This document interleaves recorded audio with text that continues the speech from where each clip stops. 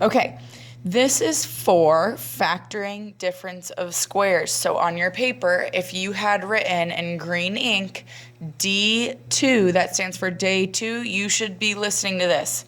If you did not, you should not be listening to this. However, I did leave a list, so the substitute does know who's supposed to be listening to this.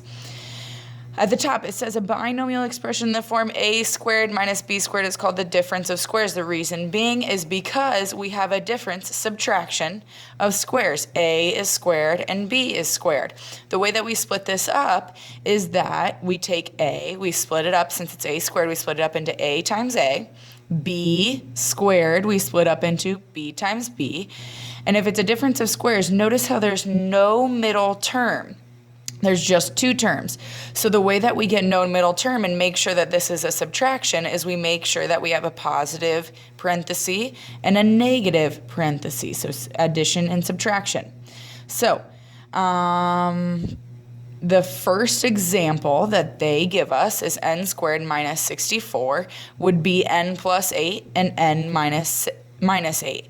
So what we're really doing is we're just taking the square root of n squared and really the square root of 64, and we're getting n times n and 8 times 8. So it has to be something times itself, and one's positive and then one's negative.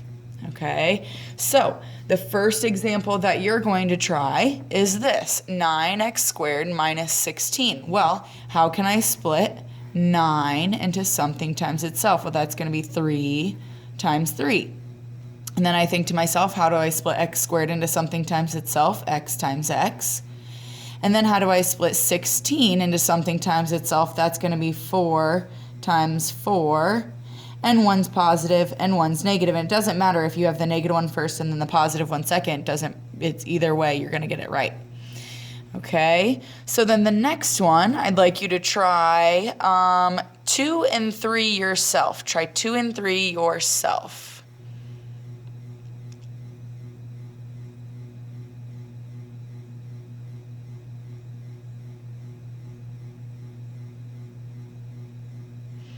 So hopefully for 2, you started that out by breaking it up into 2 sets of parentheses.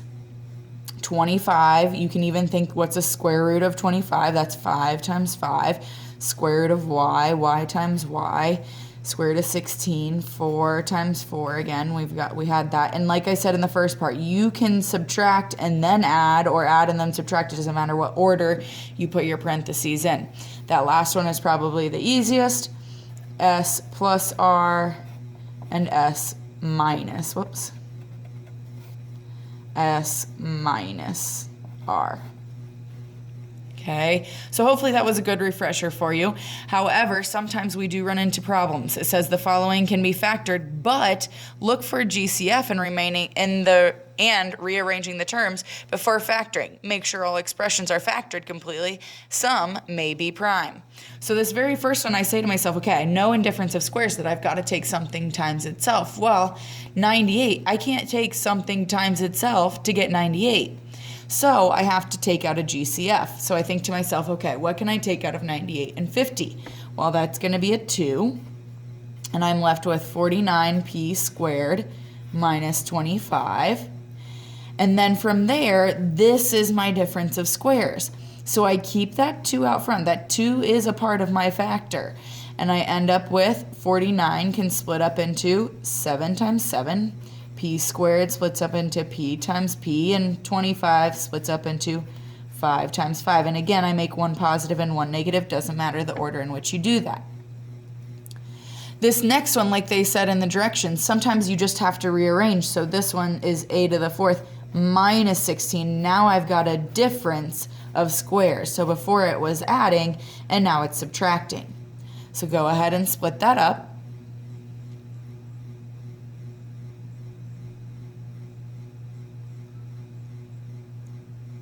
Hopefully you split it up into a squared times a squared plus 4 and minus 4. Now, it says factored completely, but this is not actually factored completely. Now, this is a difference of squares that we are talking about. This is a sum of squares, so that one actually stays the same because it's a sum of squares and I can't do anything with that. However, this right one is a difference of squares. A squared is squared, 4 is 2 squared, and it's subtraction. So I can actually go further with that one and break a squared into a times a and 4 into 2 times 2. Again, making one positive and one minus. That is your final answer, and that is totally and completely factored. Go ahead and try numbers 6 through 8 yourself. So 6, 7, and 8. Pause this video right now. I want you to try these, and you should only start this video back up once you have actually tried them.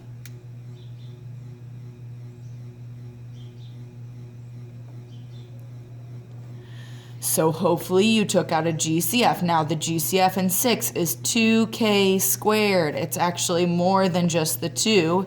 And I'm left with k squared minus 9. And this is not factored completely. Remember that stuff out front stays out front, 2k squared. And then I can split my k squared minus 9 into 2 parentheses, k and k, 3 and 3, positive and negative. 6 and 25, if I look at 6 and 25, I cannot multiply something times itself to get 6, but I could 25. So I'm going to look for a GCF. Well, I think about 6 and I think 3, 2, well, none of those come out of 25. This one is actually not factorable. Just like numbers, if I cannot factor a number, if it's a number times 1, so like number 3, I can only factor 3 into 3 times 1. That number is called prime. So just like that, polynomials can also be prime. It's only the polynomial times 1. Now, number 8 was a little bit tricky.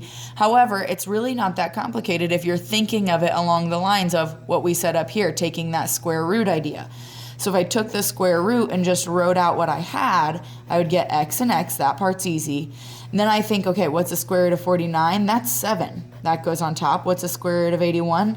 That's 9, and that goes on bottom. It does not change since it's a fraction. It's still what's the square root and what do I have? Okay. Now, this last one's really tough because it deals with grouping. So it dealt with what you did yesterday.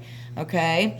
Now, the first thing I'm going to notice is that if I look at all of these terms, I can see I can take out a 3x to begin with. 3x. Always, always, always look for your GCF before you do anything else. Always look for your GCF before you do anything else. Okay. Then I notice I have 4 terms, so I'm going to group, and I have 3x. Now what happens is I start to get lots of different parentheses, so what I'm going to do is put brackets instead of parentheses. It's the same exact thing, just keeps it kind of organized. And I look at this first group and I say, okay, what can I take out of x cubed and 2x squared? And hopefully you said to yourself, x squared. And when I do that, and even if you say 1x squared, that's still fine, still the same answer. If I do that, I'm left with x plus 2. That's that first group. The second group is a negative x minus 2. Okay? Now, I need my parentheses here to look like my parentheses back here. So I do have to take something out because this is a negative x and a negative 2. This is a positive x and a positive 2. So hopefully you remember from yesterday is that you can always take out a 1. But here I want to take out a negative 1 because that will change my signs, both of them, to positive. Okay, and then I end it with a bracket.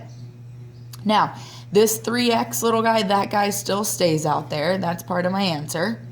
Okay, and then I have to find the other part. Well, the other part is one of the parentheses that I already have.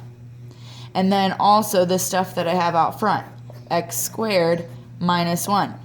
Now, you might be thinking to yourself, thank goodness we got to the end. You are not to the end because you have to realize that you can always factor. Well, not always, but always look to see if you can still factor, okay? And I know